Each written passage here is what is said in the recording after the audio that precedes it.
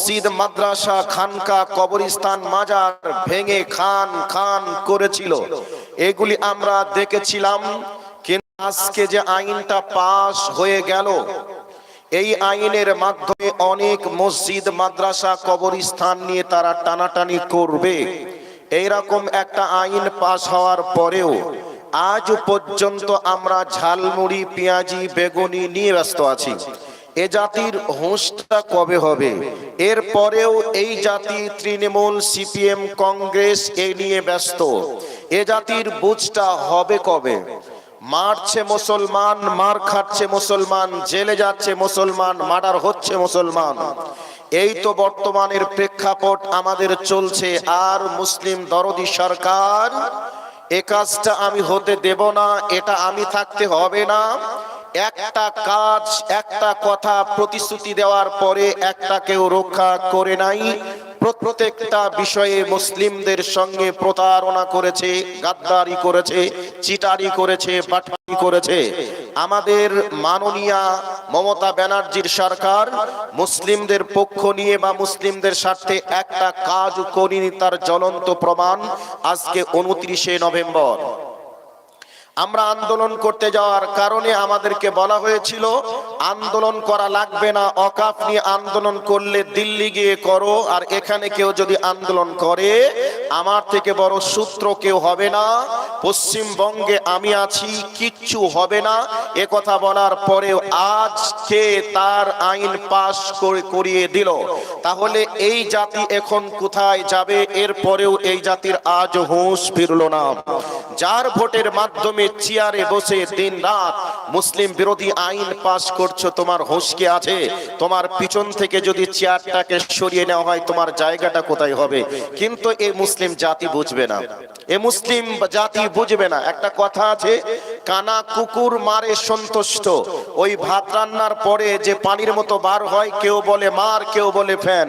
তো কানা কুকুরকে যদি ওই মার বা ফ্যান দেওয়া হয় সে সন্তুষ্ট, আনন্দেই খাবে। এই জন্য একজন বলেছিল মুসলমানদের ভোট নেওয়ার জন্য তেমন কিছু করা লাগবে না, 1 কিলো মুড়ি আর কয়েকশো গ্রাম চানাচুর আর লাল একটু চা যদি দিয়ে দেওয়া হয়, রাতে রাতে ভোট দখল করে পঞ্চায়েত দখল করা যাবে, এমএলএ এমপি হওয়া যাবে। মুসলমানদের নিয়ে এত কিছু ভাবনা করার সুযোগ নেই। এত কিছু চলছে, আমার দাদা, আমার দাদি, আমার নানা, আমার নানি, আমার বাবা, আমার মা কবরে চলে গেছে, সেই কবরটাকে নিয়ে এখন টানাটানি চলবে। এরপরেও এ জাতির হুঁশটা কবে ফিরবে? এরপরেও এ জাতি আজও আইন পাস হয়েছে শোনার পরে বাৎসরিক একটা জালসার নামে চলছে আজকে লীলা খেলা, মেলাতে, খাওয়াতে, দাওয়াতে ব্যস্ত আছে। এ জাতি বুঝবে কবে? এ জাতির মাজা ভেঙে শেষ করে দিয়েছে, এ জাতির বাড়ির আঙিনাতে অস্ত্র নিয়ে দাঁড়িয়ে আছে, এরপরেও এ জাতি বুঝছে না। তারপরে আমাদের মতো কিছু দরদি আলেম ওলামা আছে, এদের দরদ যেন উতলি ওঠে। কেমন দরদি?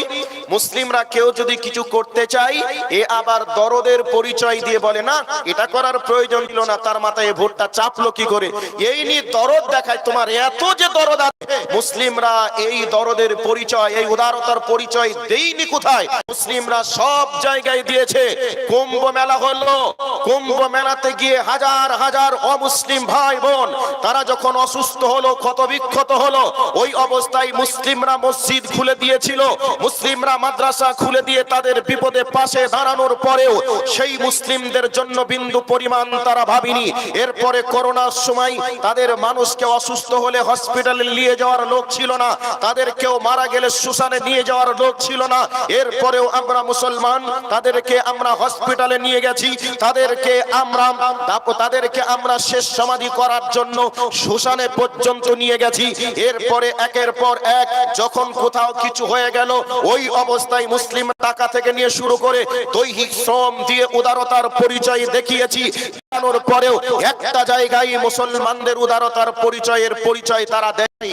কাজেই আজকে মুসলিমদের উপরে যেই কালা দিনটা সামনে আসছে, এই দিনে তুমি এত উদারতার পরিচয় দিয়েছো, তুমি বাপের বেটা হলে সামনে দাঁড়িয়ে তুমি সোশ্যাল মিডিয়ায় বক্তব্যের মাঝে তুমি বলো, এ মমতা ব্যানার্জি সরকার তুমি যে আইন পাস এই আইনকে আমি মানি না মানবো না, তুমি সব জায়গায় বিরোধিতা করতে পারো, তুমি সব জায়গায় কথা বলতে পারো, মুসলিমদের বিষয়ে যখন কিছু হয় তখন তুমি লেজ গুটিয়ে তলায় নিয়ে বসে থাকো কেন?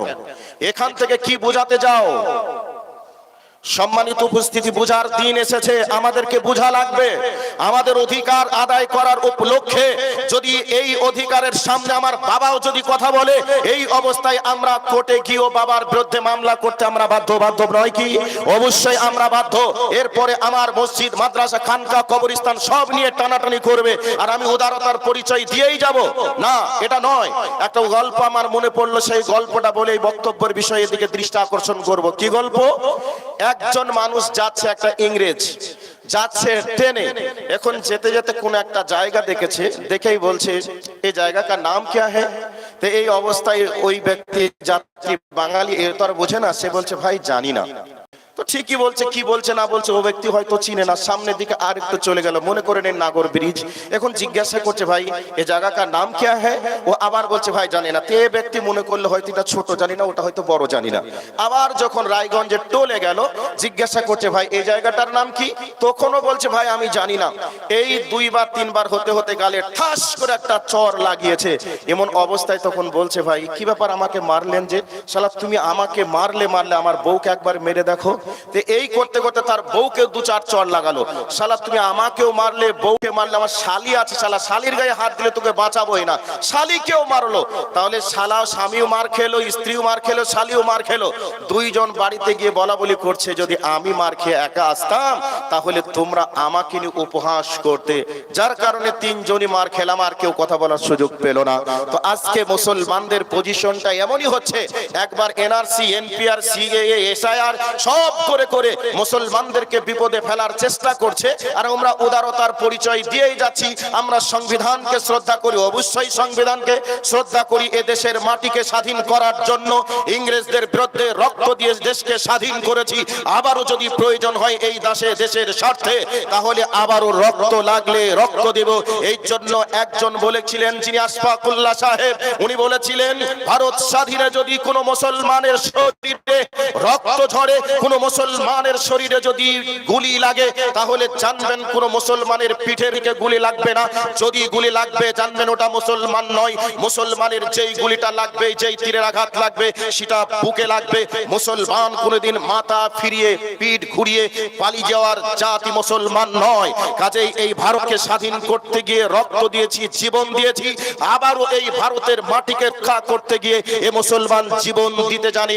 কিন্তু বর্তমান প্রজন্মের মুসলমান দালালি করতে শিখেছে, কিছু দালালি করতে শিখেছে। দালালি বন্ধ করে দাও, তোমার কিচ্ছু রাখবে না, সব দখল করে নেওয়ার পায়তারা তারা করছে এসি ঘরে বসে বসে। আর তুমি দালালি করতে গেলে, উদারতার পরিচয় দেখাতে গেলে, উদারতার পরিচয় দেখাতে গিয়ে তোমার নির্ভুল কি হয়েছে তুমি একবার ভেবে দেখো। সম্মানিত উপস্থিতি, আমি আপনাদেরকে বলতে চাই, জালসা দেওয়ার পরেও, কোরআন হাদিসের আলোচনা হওয়ার পরেও আজকে যে ওই প্যারালাইসিস মানুষের জিলাপি, পেঁয়াজি, বেগুনি, ঝালমোড়া খাওয়াতে ব্যস্ত আছেন, এ জাতি মার খাবে না? কোন জাতি মার খাবে? আজকে শতকরা 92% মুসলমান বেরাবাজি।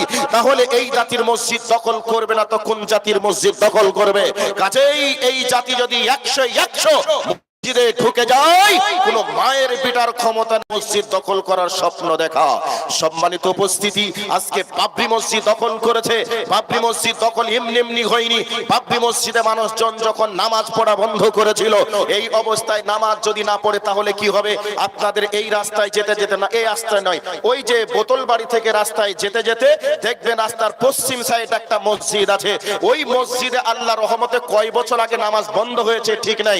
ওই মসজিদে একটা লোক কি নেই ওই এলাকায়, সেই লোকটা একটু আজান দিবে আর সেই লোকটা একটু মসজিদে নামাজ পড়বে, সেই রকম কোনো মানুষ নেই। ওই মসজিদটা যদি এখন দখল করতে যায় তাহলে বলবে মসজিদ, মুসলমানদের মসজিদ দখল করেছে। তাহলে দখল করাতে আশ্রয় দিলটাকে? আমাকে আপনাকে বুঝতে হবে। দালালির দিন শেষ হয়ে গেছে, দালালি বন্ধ করে দাও, আল্লাহর সঙ্গে সম্পর্ক রাখো। কোন নেতা নেত্রীর সঙ্গে দালালি করে সম্পর্ক করে তোমাকে বাঁচাতে পারবে না, তোমাকে গারদে ঢোকাবে, কিছু করার নেই। যেই সময় দালালি করেছিল মুসলমানদের বিরুদ্ধে, সেই অবস্থায় তাদেরকে শুলির মঞ্চে আগে চাপানো হয়েছিল, বলা হয়েছিল তুমি আজকে দালালি করে তোমার জাতিকে ধ্বংস করার তুমি সুযোগ করেছো, তোমাকে যদি স্থান দেই তুমিও আমাদেরকে ধ্বংস করবে, এ কথা তারা বুঝেছিল। আজকে যারা দালালি চামচাগিরি